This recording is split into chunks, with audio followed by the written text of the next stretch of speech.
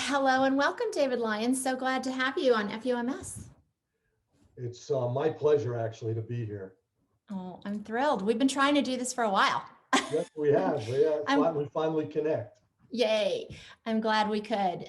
You're so busy. I'm glad you could make a little time for us today. And I've been watching you over the years and you make me tired with everything that you're doing, but I want to thank you for everything you're doing because you're helping our community a lot.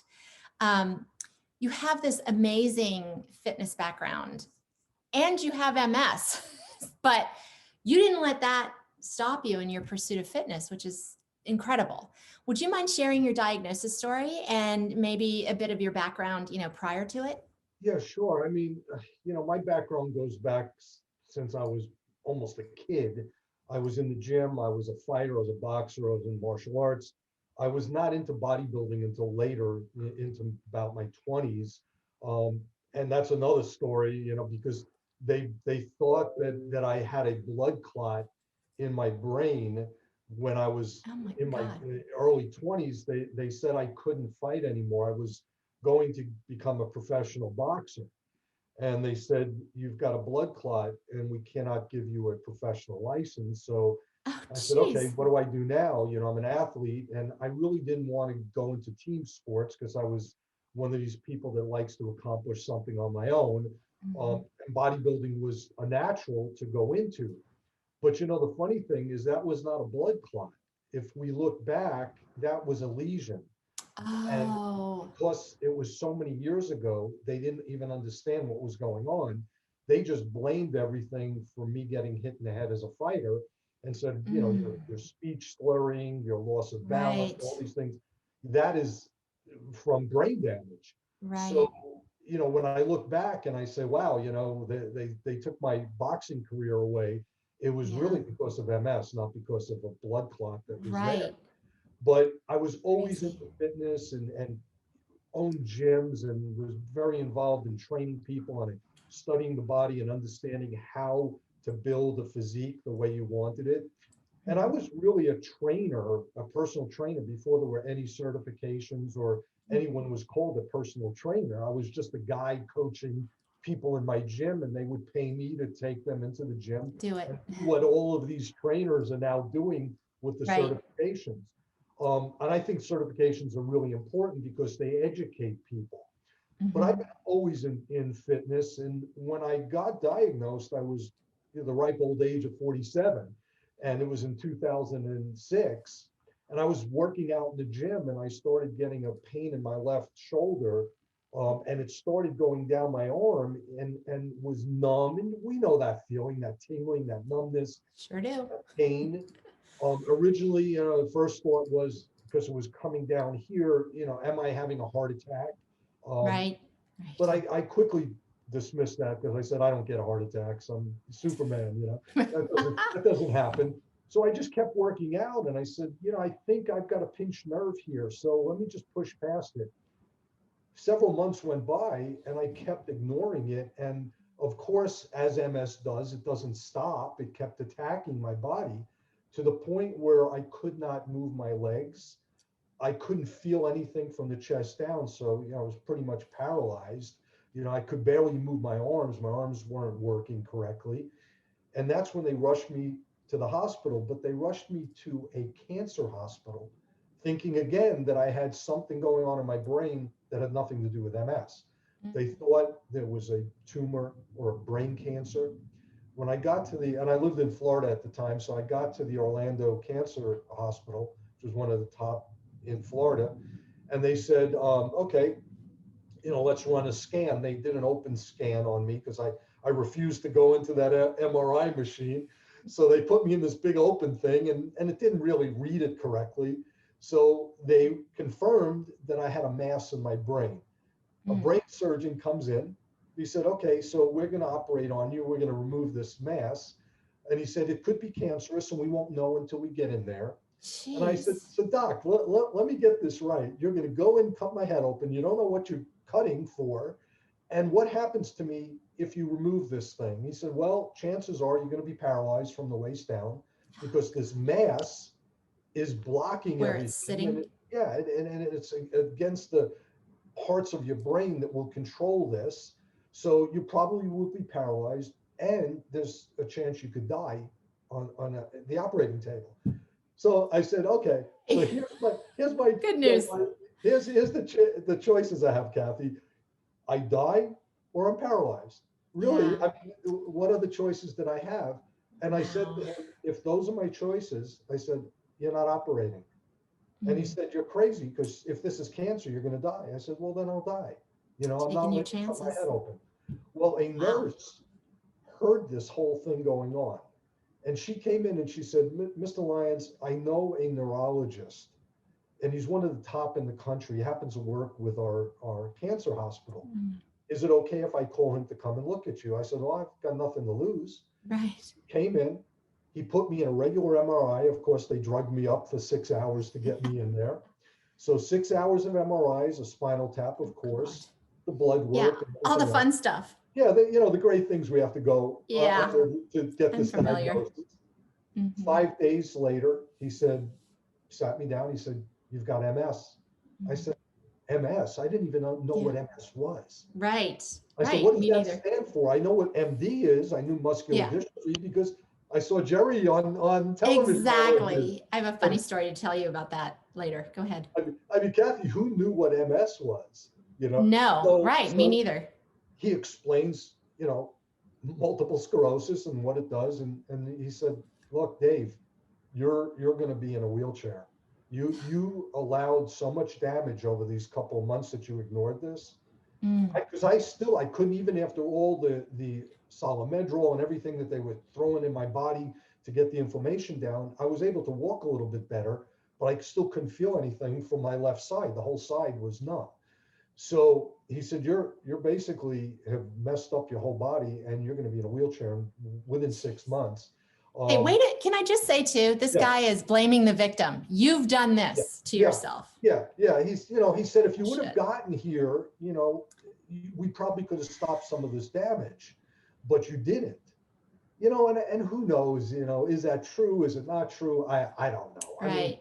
I mean, I know people that have had attacks going right into the hospital, and they still have the same damage. Right. That we have. So what was he trying to tell me, right? This is your fault. But, so what did I do? I've got a very strong faith. And I said to the doctor, I said, medicine, that's great, but you don't know my God. And I'm not going to be in a wheelchair. But, here's the kicker. So I go home with this positive attitude that I'm going to beat this disease. I wouldn't even let them wheel me out of the hospital. They, of course, said, we're not letting you out without wheeling you. That's part of protocol. So I sat in the wheelchair while they took me down the elevator. When I got into the lobby, I pushed myself out. I grabbed a hold of the wall and I wobbled my way out the door. I would not let them push me out the door. That's how positive I was. But when I got home, I did what we all do. Okay. And you got to remember, this is like 15 years ago. I went on the internet. And you Googled Dr. Google, the worst thing you can do. Got it. Right. I did too. Okay. And what do you find? You find horrible stuff. Yeah. Complaining that their life is over. Yeah. It was no awful. Positive community back then. No. It was all about how MS has destroyed their life, all the medications you need to take, all these things. So I quickly started to get depressed.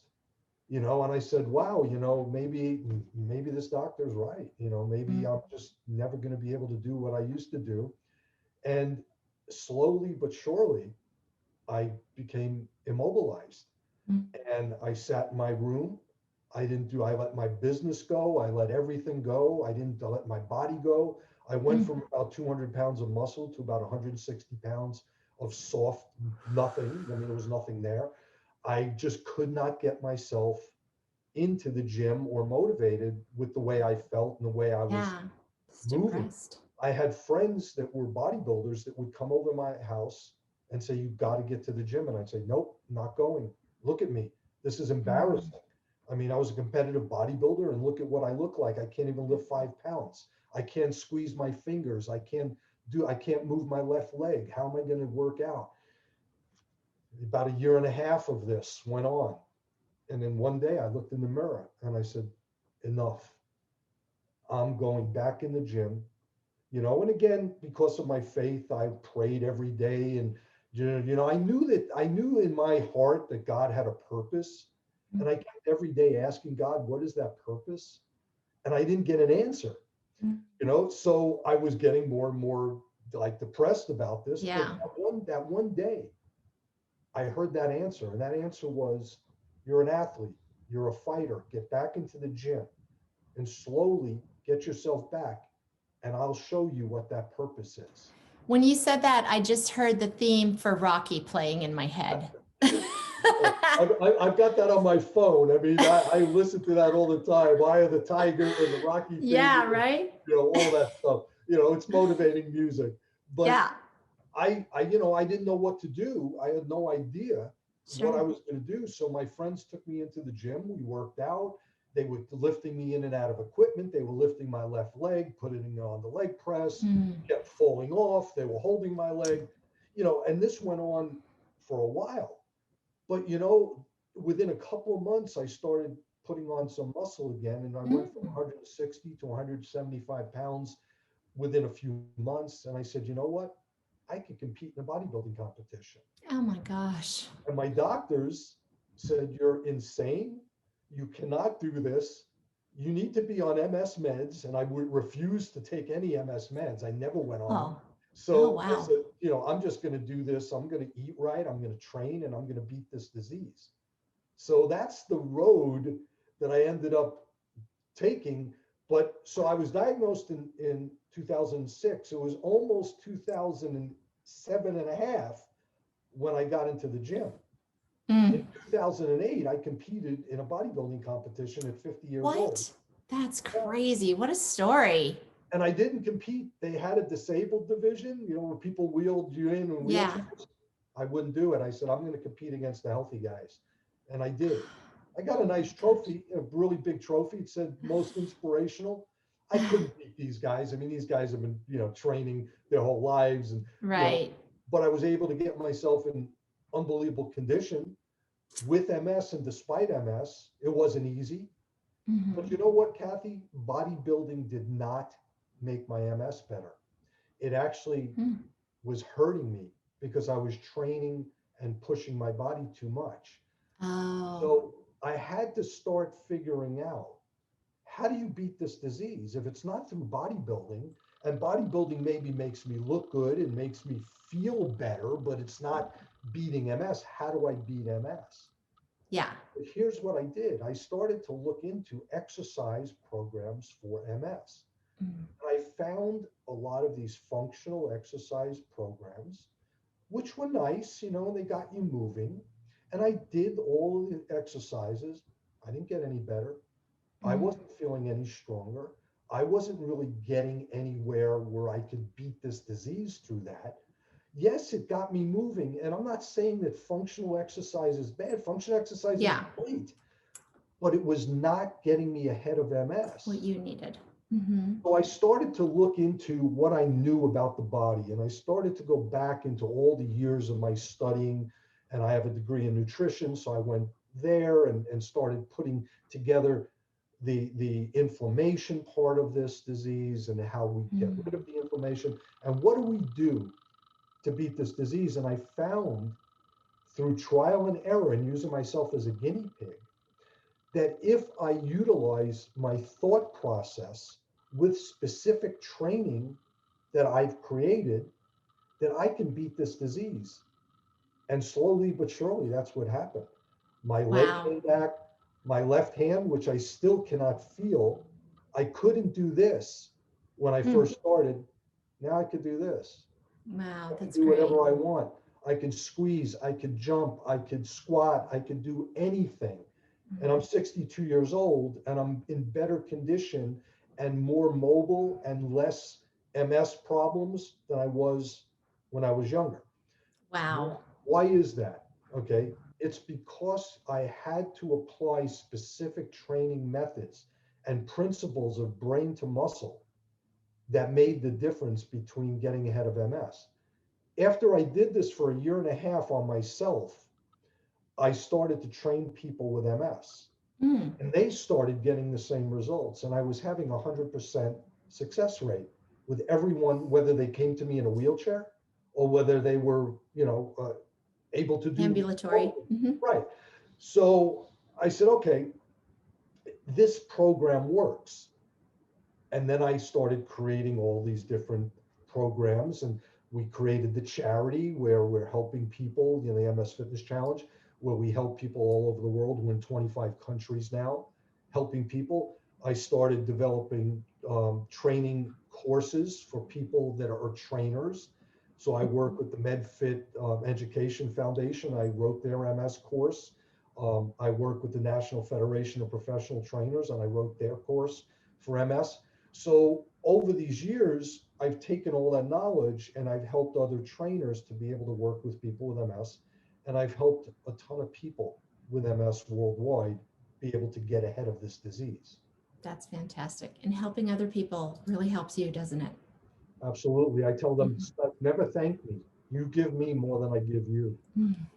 Yeah, that feels good to help others. Are there days when you are unable to exercise, or does that not exist for you now? Doesn't exist for me now. There are days that I don't want to exercise. That was my next question, because I want to hear how you get over that, because that's where I live. Yeah. Well, there's days, and I've had them just recently where I'm really tired. I just don't feel good.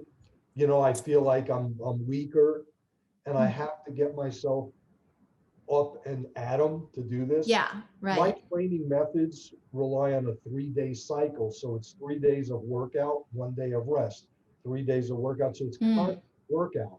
It's basically you're working out 6 days out of a week. So you've got to have that motivation to do it, to stay in the program. What happens to me when I feel like that is I do what I tell my students to do. You have to stop. And you have to think, what is it that we're trying to accomplish here? What do we want to, where do we want to go? What's our goal? And you have to have that goal. And whether that goal is a little goal where you say, hey, I want to get up out of my wheelchair. I want to be able to stand up and down. I want to walk my dog around the block a few times. Or I've had people come to me and I've gotten them to bodybuilding and fitness competitions with MS. Wow. That's different than their goal, but you have to have a goal. And if you have that goal, Kathy, when you get up in the morning and you feel like garbage, you will say to yourself, but if I don't do this, I'm not going to reach my goal. So you will get up. But without that goal, Kathy, you don't have that inner drive, Yeah. So I tell people, use a vision board, whatever it is that motivates you, put it out there, put a picture of you walking around the block, whatever, draw it if you don't have a picture of it. Right. Just put something in front of you that you can relate to, that gets you motivated. And if you get that motivation, you can keep that motivation. Yeah. And even on those days when you lose a little bit of that motivation, you feel like, I don't want to get up. I don't want to do this today. Yeah. You'll push past it. You'll be able to do it. And I would imagine, so that's really accountability to yourself and your own goals. But I've always heard that having, a workout buddy or accountability group, group exercise, that sort of thing, can motivate you beyond yourself. So when, you really don't feel like doing it, but you've promised somebody that you're going to meet them to walk or something like that, you feel obligated, whether you want to do it or not, you feel obligated. So, well, what's great about my community is we have a Facebook page, the MS Fitness Challenge Gym, which has 7,500 people, I think now. All of that gives people motivation to go into a group and feel accountable to each other. Yes. With our new program, our optimal body training program for MS, now we've got a membership where people could come in and interact. We have a private Facebook group just for those members. Okay. And I mean, last night I did a live stream and the interaction is amazing. You have people that are going on there motivating each other, talking about the program and how it's changing their lives. Those are the type of things that keep people moving forward. You have to have a positive place to live. And it doesn't mean that you need a training partner to go with you to the gym, because most people aren't even going to the gym. I'm doing everything online pretty much. And our students and our members and people that are following our program are doing it at home with resistance bands and dumbbells and things like that. But this community this online community is Yeah. enough to keep you motivated because you're accountable to not only yourself, but to all those people that are rooting you on. Right, that's right. So you're talking about your new program, which is, I want to hear all about it. And it's Optimal Body Training Program for MS, right? Is Yes, that the yes. name? All right, tell us all about it, because now I know about the community. That sounds great. I would Yeah. get in there just to chat with people, but No, I you guess I'd have to exercise too. no, you got you. Well, after this, I'm going to make sure you're exercising. I am. I do. I really do. But Gotta do it. probably, oh, definitely not to the extent that you do. But I am a mover for sure. Well, the program comes from all of those training methods that I told you that I've developed over these last Right. probably 10 years of doing this, where we are utilizing what I call focus-driven or thought-based training. Now, there's a lot of science behind this. So this is not, something that I just pulled out of the hat and said, oh, Mhm. do it because Dave says to do it. Right. There's science, and the science behind this is very, very clear. And they did no studies with people with MS, so this has nothing to do with MS. This has to do with how the body works, because they don't do studies with us. I mean, they don't care. They're not going to do a big study. I would love to get a For you. study on how this works with people with Yeah. MS. I'm working on that right now, by the way, with some doctors. But in the meantime, there's studies on athletes that prove that if you utilize your brain during your workout, but you have to do it right. It's not just, oh, let's have positive thinking. There Right. has to be a specific program that you're using this with, and I created that. But if that program is there and you're utilizing the thought process and the focus during the workout, there's three things that we will create for people with MS. One is something called acetylcholine. It's a chemical in our brain, and acetylcholine moves the muscles. Without acetylcholine, your muscles don't move. So you can't do this unless Right. you have acetylcholine. Now, what happens with people with MS is they're not exercising, most of them, or they're doing functional leg lifts and things like that. That does not create acetylcholine. Mm. Acetylcholine is created at a high level by focus-driven exercise. And they found that the more acetylcholine and the more focus-driven exercise, the more muscle fibers in your body will get activated. So that's number one. Number two is we create a brain to muscle reconnection and a muscle back to the brain reconnection. So it's going back and forth. We've lost that connection in our muscles with a lot of the nerves that have been disconnected. So we want to try to create neuroplasticity, but that's not 100% possible all the time. I know people throw that out, and you hear a lot of trainers and physical therapists, oh, if you just go like this, you're going to get neuroplasticity. That's not true. That's misleading, and they should not be telling people that. Neuroplasticity, for those who don't know what it is, and most people with MS understand it, but it means that the nerves that are disconnected and no longer working, we're deleting them. We're saying, we don't need you. We're going to find those nerves in our body that work, and we're going to redirect them to, let's say, our bicep, because we're doing a Yeah. bicep.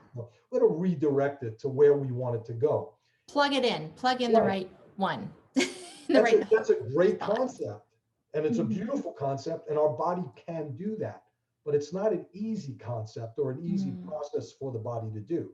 But what can be done is if we reconnect our brain to our muscles and back to our brain, we can bypass that whole system. We don't need the nerves anymore.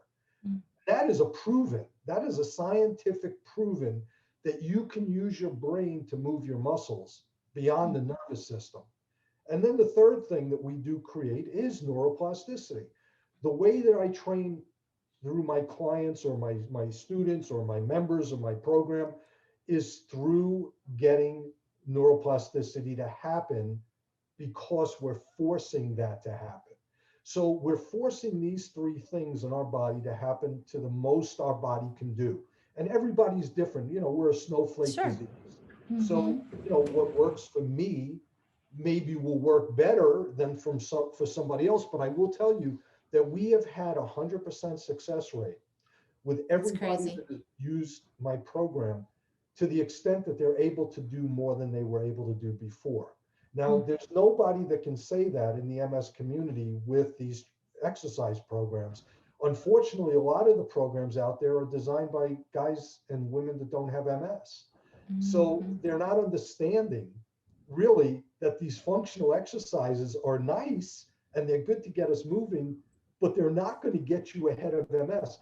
I tell people MS is constantly ahead of us and we're chasing this disease. Well, I flipped the switch. If you train the way I tell you to train, you will be here and MS is going to try to catch you and you're constantly going to be getting ahead of it. Outrunning it. Change the way we train consistently. We change the training methods to allow our body to continuously progress and get stronger and get more mobile. And I'm not just saying this. If you read the testimonials, I have hundreds and hundreds of testimonials and new testimonials that are coming from people that just joined our membership. We have like 200 people that have joined the Optimal Body Training Program within 1 month. And those people are all posting how this is the best program they've ever seen, that they're getting results that they've never gotten. You know, I'm not telling them to say any of this. This is them saying it. But I will say this. I'm not saying that I'm smarter than anybody or, you know, I know more than anyone or other people are not good at what they're doing. But what I am saying is I took the time as a fitness expert with multiple sclerosis, with this disease, to understand how we, as people with MS, need to get stronger and more mobile. And I've created the programs to enable them to do that. I was just voted one of the top 100 healthcare leaders in the world, not because I applied for that. They went out and they found people that claim to be fitness experts for MS. And they said, who is really doing the job? And they voted me as in the top 100 healthcare. I'm not patting myself on the back. Well, I'll do it for you. Congratulations. Well, thank you. I only say that, you know, because I want people to understand that I take this very seriously. You're the real deal. You know, and I put the time into it. I put the effort. This is the passion. I live this with you guys every day. I'm not making up something so that I can make money from the MS community, because most of the stuff that I do, like we have an 8-week challenge going on in 2 days, that's free. You know, we have programs on our website for msfitnesschallenge.org that are free in nutrition, in mindset, in wellness, in exercise. You know, the only paid program that I have is the Optimal Body program, because that's really an intense and very, very comprehensive program. And there's overhead because it's, you know, the internet. We've got to constantly, of course, videos, but I know all about it. It's very affordable. Believe me, it's very affordable for people. And we're very excited about what we've already seen in the first month of launching. So, you know, it's doing what it should. That's very exciting. So if people are interested in learning more about this program, where do they find out more? Well, where do they go? Okay, there's OBP, so that's Optimal Body Personal, obpfitness.com. They can go there and kind of look. But if they really want the story, I've given you a link that says obpfitness.com, and it says about the membership. Okay. So that is that'll talk about the science of this, why I'm doing this, why this is the best program out there. It really goes into detail. So if you could give people that link, that would be great. I will. I'll put it all in the show notes, as with everything. We put everything in the show notes. So don't drive off the road if you're just listening. I got you. We're giving all of your listeners a discount code to save money every single month on the program. And once they're locked in, that's for life. It will never be raised for them. So if we raise the price of the program a year down the road, their price will never be raised. That's fantastic. Do you know what that code is? Yes. Is it like FUMS5? Yay! Very simple. I love it. Where'd you come up with that? I love it. I just made that up. That's great. Well, thank you for giving our community that discount. Thank you for everything that you do for the entire MS community.